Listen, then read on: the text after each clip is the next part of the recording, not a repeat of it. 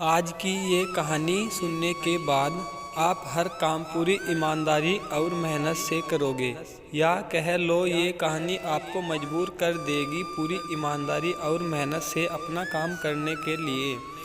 यह कहानी एक गांव के लड़के की घर की मजबूरी और पैसों की कमी की वजह से वह दूर शहर काम करने के लिए जाता है, ताकि वहां से वह कुछ पैसे कमा पाए, जिससे उसका और उसके घर वालों का पूरा खर्चा हो पाए।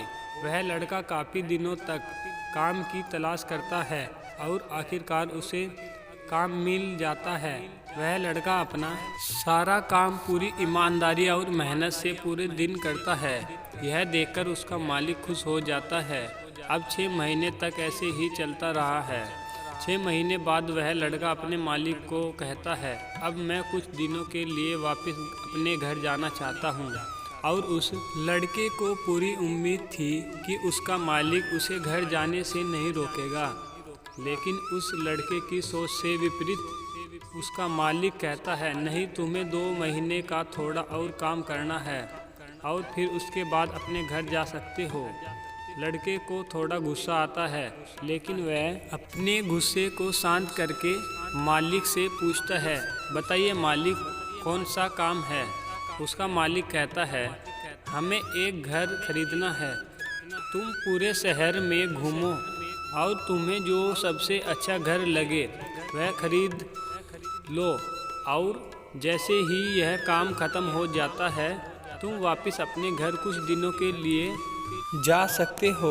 यह सुनकर वह गांव का लड़का खुश हो जाता है और जल्दी जल्दी घर को खरीदने का काम ख़त्म कर देता है। वह मालिक के पास जाता है और कहता है, मालिक, मैंने सबसे अच्छा घर आपके लिए खरीद लिया है। मालिक हैरान हो जाता है और कहता है, सिर्फ 10 दिनों में तुमने अच्छा सा घर खरीद भी लिया।